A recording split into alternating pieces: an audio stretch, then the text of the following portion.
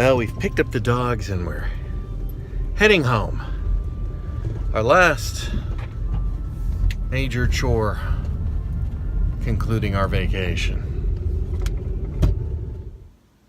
I have no doubt recounted my combination of admiration and hatred of mechanical hard drives. And that manifests itself most in the Drobo, which has 6 drives in it. And after the last time where one goes out, it caused the cascading failures with the others. I had it set to 2-disk redundancy, so I can lose 2 drives and still keep my RAID intact. And for the last couple of months, drive 5, maybe it's 4 drives. Or, sorry, 5 drives. Yeah, let's call it 5 drives. Drive 4, then, has been showing yellow, that something is acting up and that it's going to need to be replaced one of these times soon. But because I've got 2 drive redundancy, not a problem, right? It's going to go bad, I'm going to go down and get a drive, put it in, and we'll be copacetic. And even if during that time another drive failed, we're fine still. So just before we went on the trip, just before, part of my stressing out was that drive 5 went out on the Drobo. Not 4, 5. And there wasn't time to get a new drive, there wasn't time to do anything with it, so I just, left it powered on and doing its thing, and we had to leave it. So now that we're back, first thing out, I ran down, got hold of a new drive, brought it back, came in, connected it up again, which brings the status lights back online, and strangely enough, drive 4's light was out, which worried me. I did look, and I had data, so that's good. And so I popped out the red drive 5, put in the new one, and all up went green except for drive 4, which went red. It's now dead. So now I've got to go back to Fry's Electronics and get another hard drive and put it in there. But we are slowly getting rid of the non-NAS drives. So I guess that's a good thing, but it's as annoying as hell bookending your vacation. Twice in one day. The sad part of this whole thing is that I almost bought 2 drives. Not because I was expecting the other one to fail, that I probably should have, but not that I was expecting that, but because I still have one 3 terabyte drive in that array. And that holds, because of the way the Drobo RAID works, that holds back my total capacity quite a bit. And so by popping a 6 terabyte drive in there, I would have gotten quite a bit more space. That right now, adding bigger drives doesn't help elsewhere. You've got to get that smallest drive off the NAS. So under ordinary circumstances, I would have bought 2. Why didn't I? Well, because we just got back from vacation and you're always spending a lot of money on vacation. This is just not the day to be buying an extra $200 hard drive. So I thought, well, I can wait a month or 2 or something, but plan it. But now, had I bought it, I would have gone home, plugged it in, and the other one would have failed, and I would have had the drive, I'd have plugged it in, I still wouldn't have gotten rid of the 3 terabyte drive, but I wouldn't have had to make 2 trips up and back to Fry's, which is about 9 miles one way. Anyway, that's how it goes.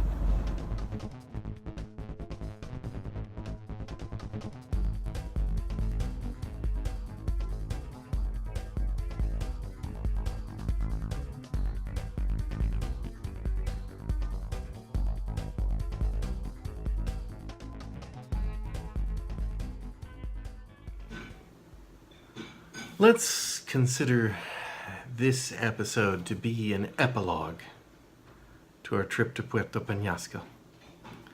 I have 3 things I want to recount to you about that trip that I didn't mention or glossed over. The first and foremost are the border procedures. Now, we traveled across a relatively isolated border checkpoint. There's one in Nogales, which is very heavily crossed, and there's one in San Diego, which is even more heavily crossed, and then there's this one in Lukeville. And calling it Lukeville is almost a joke, because there's nothing on the Arizona side except a couple buildings, maybe a trailer somewhere. The whole of the town is in Sonoita, which is on the other side of the border. In the same way that San Diego and Tijuana are basically one metropolitan area on 2 sides of the border, while Lukeville and Sonoita is basically Sonoita and then a little, I don't know, a bit of the ass end of Sonoita hanging over into Arizona. I don't know how you want to call it that. But really the only people crossing there are going to Puerto Peñasco, which is not a huge destination compared to a lot of other places in Mexico. So, I had been, if you can imagine what Mexico looks like a cone with a little spur over there, which is Baja California, which is not part of California. It's part of, well, Baja. And, well, California, it depends on how you, anyways, but it's the spur that sticks out and then forms the Gulf of California. Puerto Peñasco is right there at the peak.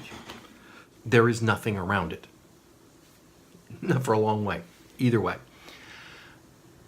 The state of Sonora, which is the northernmost state in Mexico, adjoining Arizona, much of it has, for many years, not required much in the way of travel permits for American citizens. It's very American friendly. And for the longest time, the northwestern part of Sonora and all of Baja, you didn't require any travel documents. You had to be able to legally get into the country, but you didn't have to do any. When we traveled down the Baja in 77, and then we took a ferry across to the main part of Mexico. There I required my dad, my passport, I didn't have a passport. My birth certificate still has a Mexican stamp on it because they had to prove and get entry permits and stuff at the time. So, but in the Baja you didn't. And the same is still kind of true, except that online, everything I read said, oh, there's this thing called an FFM or an FMM, and it's a little sheet of paper. It's an immigration document that they just staple in your passport and they take it back out. And if you're there for more than 7 days, I think it's 7 days, might be 5 days, you have to pay for it. And if it's less than that, it's free. We had to get them when we went into Cancun. You pick them up at the airport and immigration.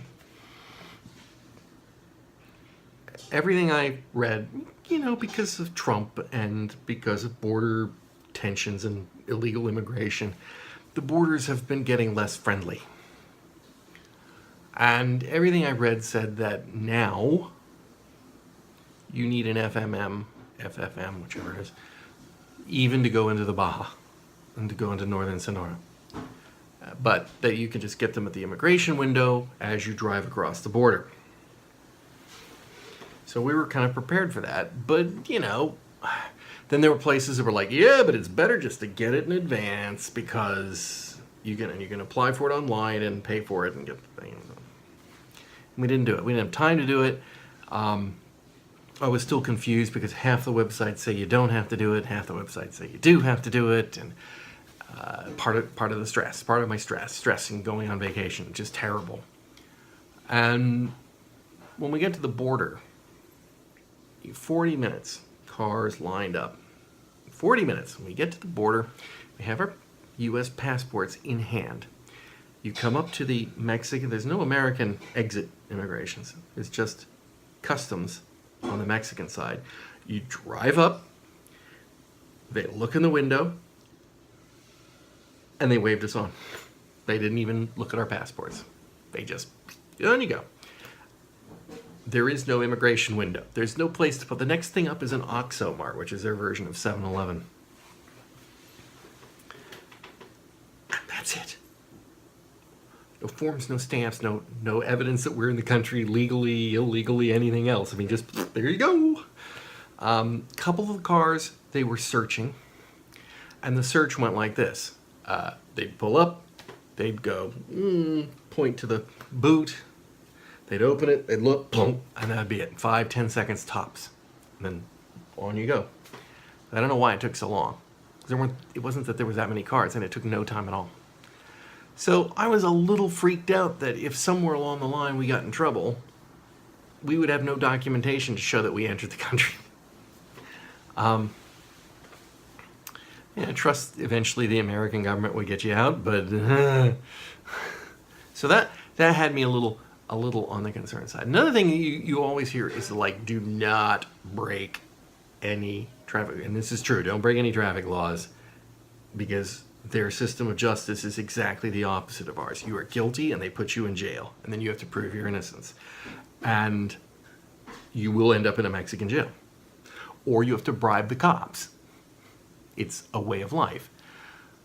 So the websites, everything say, adhere to the speed limits scrupulously. So we did. You're driving through Sonoita at 40 kilometers an hour. On what's that? Essentially a freeway, well, a highway. 40 kilometers an hour. That is a snail's pace.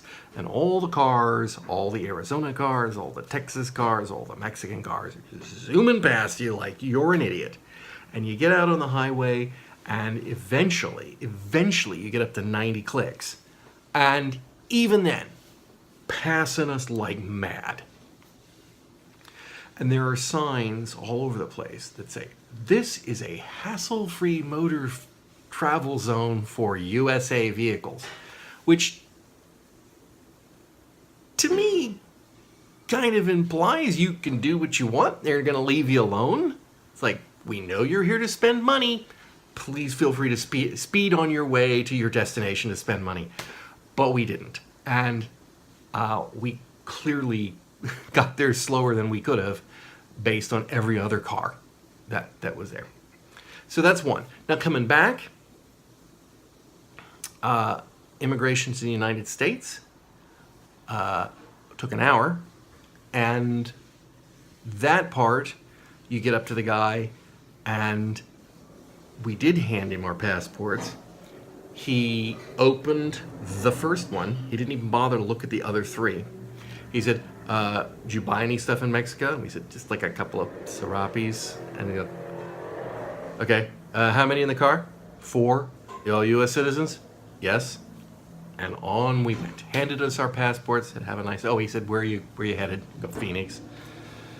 And that's it. So I don't know why that took an hour either.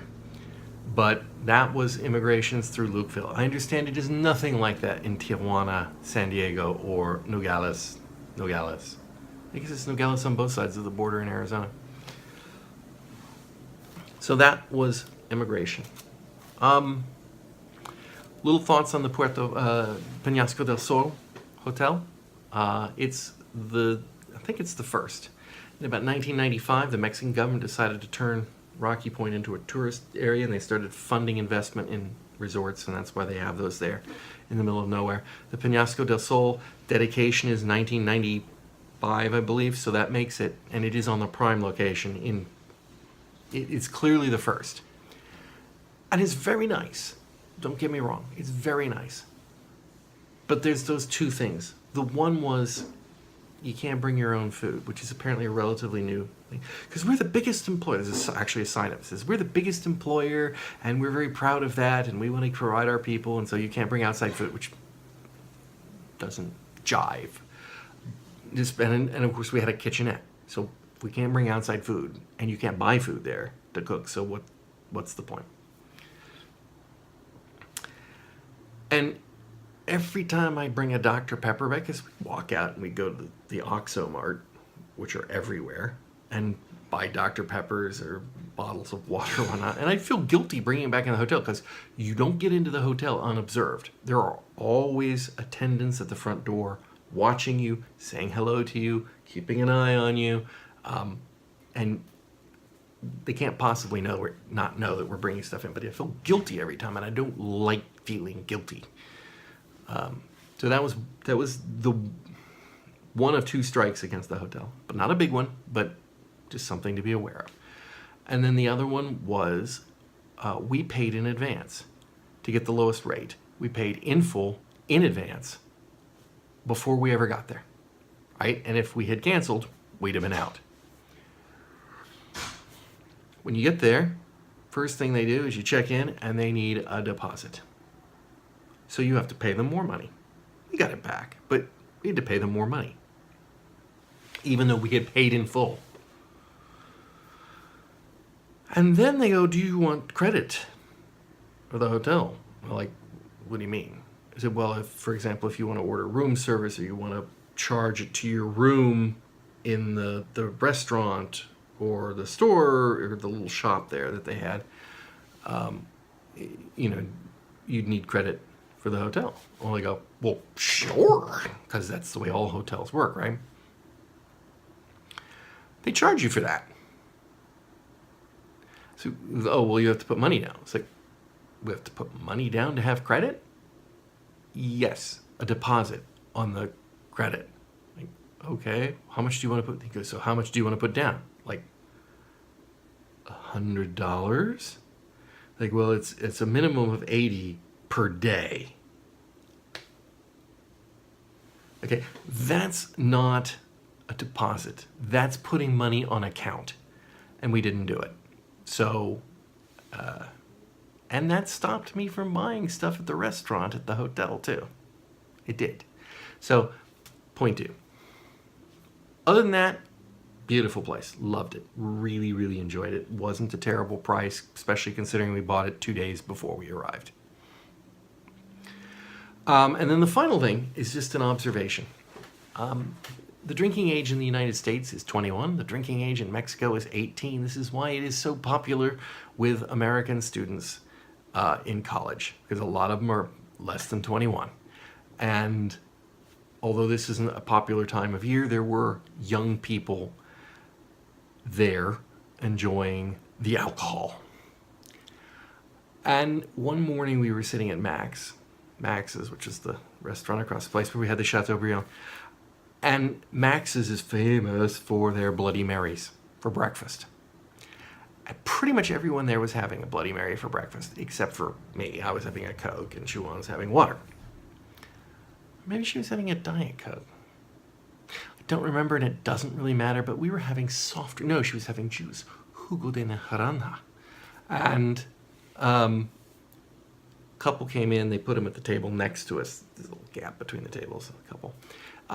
Youngish, but not like teenagers. Youngish, 20s. And they ordered Bloody Marys. They're sitting there drinking Bloody Marys. Man and a woman. Kid comes in, and I'm in a kid, 18, kind of thing. Comes in, he sits at the bar.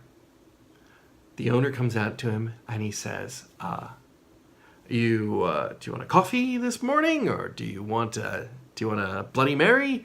And the guy's like, I'll have a beer. And so then they rattled off his beer list, and he had a Dos Equis. And he never ordered breakfast. He just sat there drinking beer. This was at like 8 in the morning. But he ordered the beer, and he started drinking the beer. And the woman at the table next to us, drinking the Bloody Mary for breakfast, looks at her partner, and she says, beer? Drinking beer at this time of day? And her partner looks at her, and he looks at the Bloody Mary in his hand and kind of gestures to the Bloody Mary in her hand, and he says, how is this any different? And she looked genuinely flabbergasted. It was really quite funny. She's like, well, I mean, it's beer. I don't know. I'll have to ask the Australians how many beers they drink for breakfast. I assume it's 1 per egg and a 4-egg breakfast. I don't know. Any Australians out there? How many beers do you have for breakfast? Anyhow, So that's it. That's our wrap up. I can't think of anything else. I took some notes. That was all I could think of. This is an incredibly long coda, but we enjoyed it. We will do it again. We definitely will do it again. But not tomorrow.